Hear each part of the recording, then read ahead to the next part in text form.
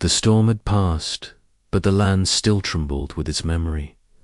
Rainwater ran through the dry gullies in thin shining streams, like veins of glass cut into the earth. The smell of wet soil rose heavy and thick, clinging to the air. The way smoke lingered after a fire. Clouds still hung low, bruised and slow-moving, as if reluctant to leave. A single rider moved through the silver dusk, his coat soaked dark from rain. His shape pulled low against the restless wind. The prairie stretched endlessly. Around him, flat and open, an ocean of mud, distance, and quiet isolation. His horse favored one leg, limping just enough to Benatus, hooves sinking deep into the softened clay with every step. He had spent 3 weeks riding fence lines no one else wanted to touch, fixing brakes on land most folks claimed wasn't worth the trouble. But it was his land, every stubborn acre of it. He had Lenedto hold it, the way a man holds a scar, not with pride, not with love, just with acceptance. Something earned through pain thought never quite lets go. When he first noticed the smoke, it rose faint and pale from the edge of thickening, thin as a ghost's breath. Too small to be a proper campfire, too steady to be brush struck by lightning. His hand tightened on the reins, and he slowed the horse, fingers drifting closer to his rifle. His eyes narrowed, scanning through the lingering mist. As he drew nearer, the shape became clearer. A figure crouched beneath a benmasquite tree, its branches a fringlessal shelter from the rain. A small herd of goats pressed close to her legs, their bodies packed tight for warmth and safety. She was young, perhaps 26, Apache by the way. Her dark braids were cut by the copper-brown tone of her skin, by the steadiness of her gaze when she looked up at him. There was no fear in her, only caution, sharp and awake.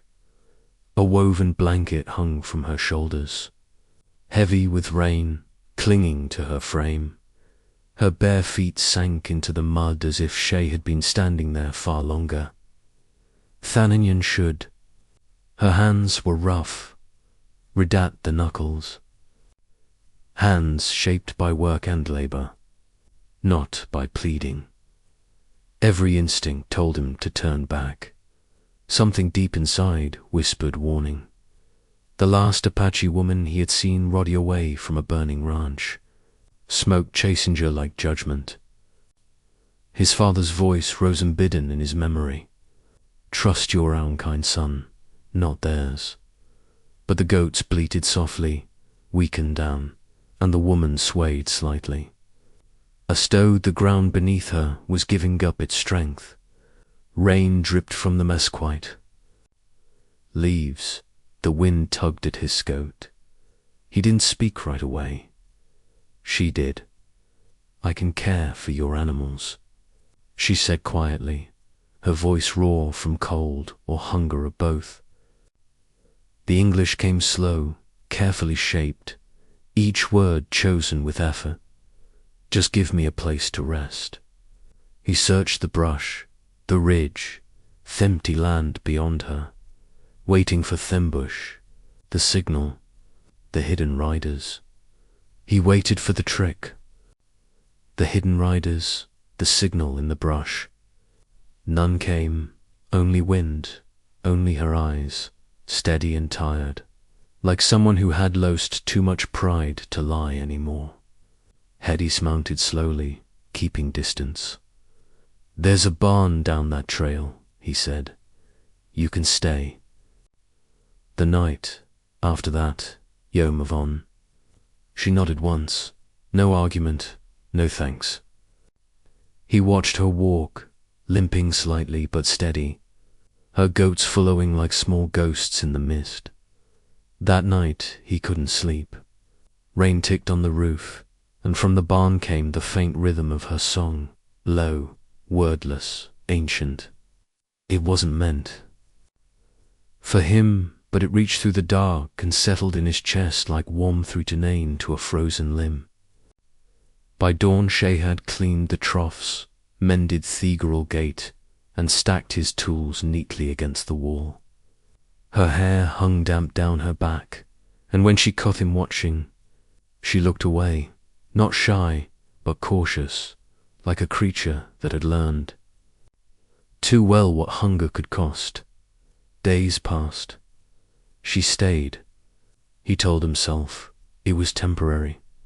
Yet every morning, Theborn looked neater. Every evening, Thenamals calmer.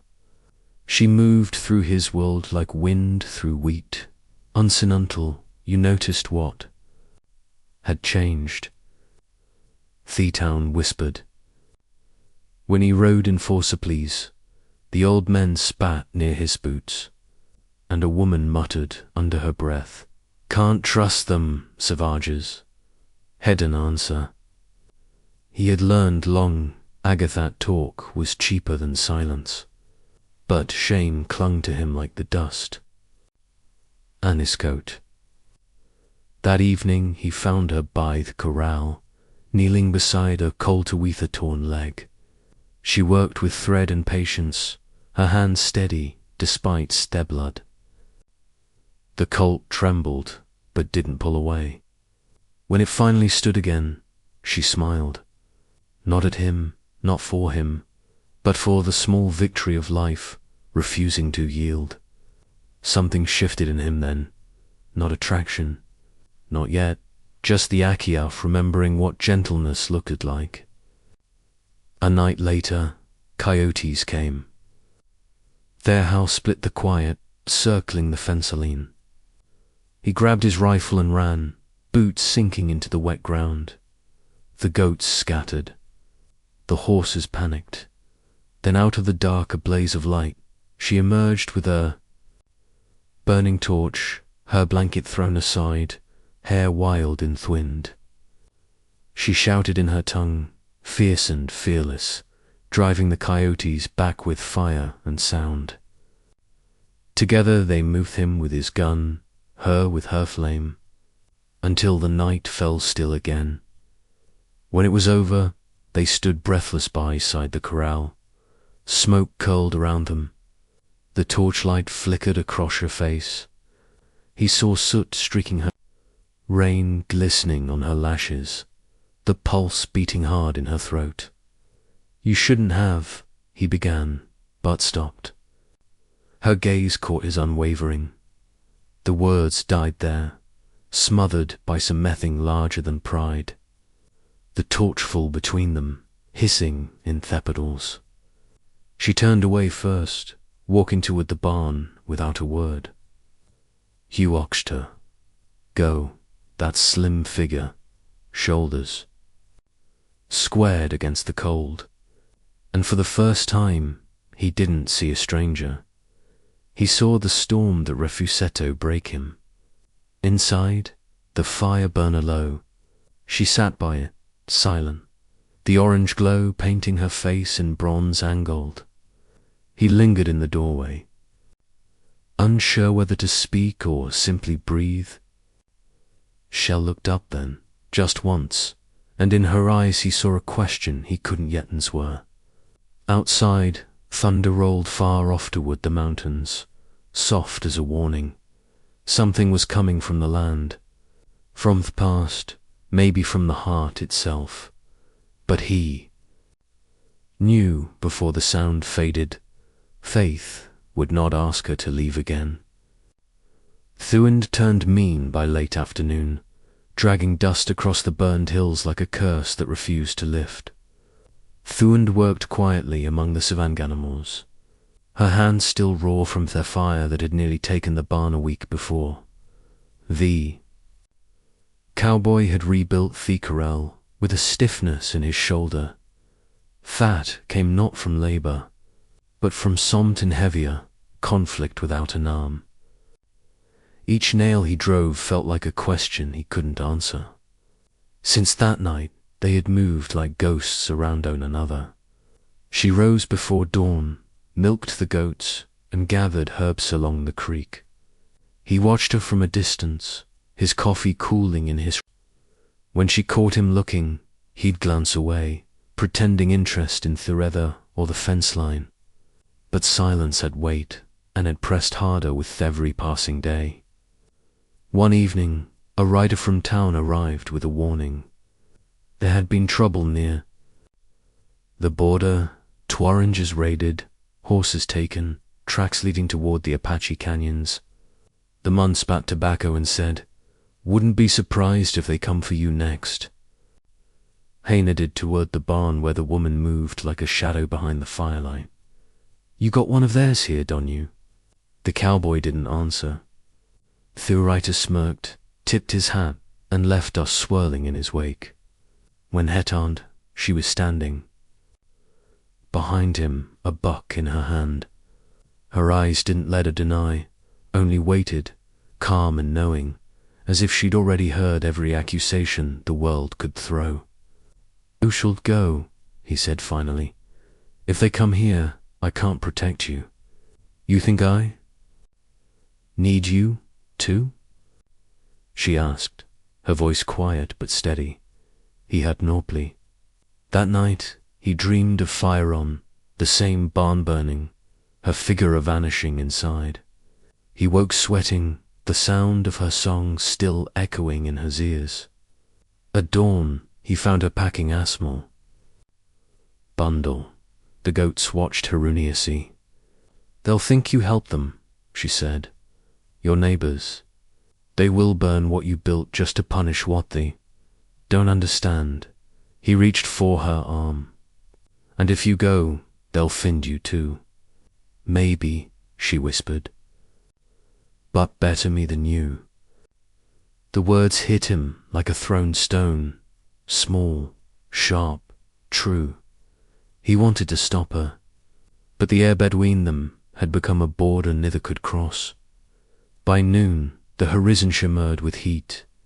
Then came Thesmol. Smoke again, not from cook fires, but from dry brush catching in the wind. A single spark carried by the breeze lifted the fence, caught the haystack, and within moments the sky turned red. He shouted for her. She was already running toward the flames, her shawl wrapped around her face. The goats panicked. The horses screamed in their stalls. He grabbed a bucket, then another, but the fire moved faster than thought. She pushed through the smoke to free the mare, hands trembling against latch. A beam cracked overhead, showering her with sparks. He caught her just as the roof gave way, dragging her backward through the ash.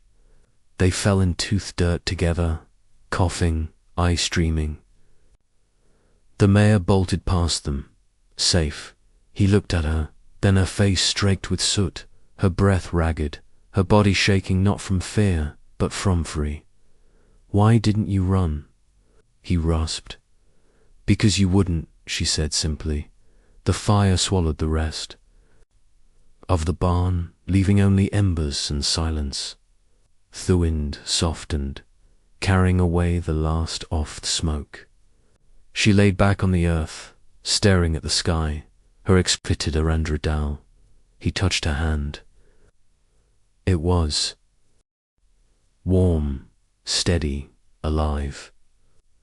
When the rain finally came, light and late, it hissed across the coals like forgiveness. They sat together under the open shed, dripping, neither speaking. Something wordless passed between them, the understanding that what had. Bernardinite wasn't just wood or rope or hay, but the distance between them. Days later, they began again. Together there, built slowly, deliberately, like people who understood that mending was a kind of prayer. He hammered, she stacked stone. Sometimes they spoke, summertimes Nate. The silence no longer hurt. When the townsfolk came riding to see the damage, They found them side by side. The sheriff called out from his saddle, "You know there'll be talk. They'll say's the reason this happened." The cowboy set his hammer down and met Damon's eyes, then let them talk. She stood still beside him, neither shrinking nor smiling. The sheriff studied them both, saw something hadn't have words for, and rode off without another word. By twilight, the ranch stood quiet again. The rebuilt fences gleamed faintly in the eve. Last light and smoke rose from a small new fire. She knelt beside it, feeding sticks into the flame. He came up behind her, holding a tin cup. "For you," he said. She took it, their fingers brushing. Neither pulled away. The goats settled in the corral, the world exhaling around them. She looked up at him, eyes reflecting the fire's glow. "You lost much?" she asked. He nodded. "Too much to name," she glanced toward. "Fedek horizon." "Then keep what's left," she said softly. "But don't build your fences too high." He smiled, a small, tired thing that held more peace than had known in years. She turned back tough fire, and he sat beside her, close now that their shoulders almost touched. The night stretched wide and quiet. When the stars came out, and Ottith, her humming again, the same tunish had sung the first night in Theborn. Only now it sounded different.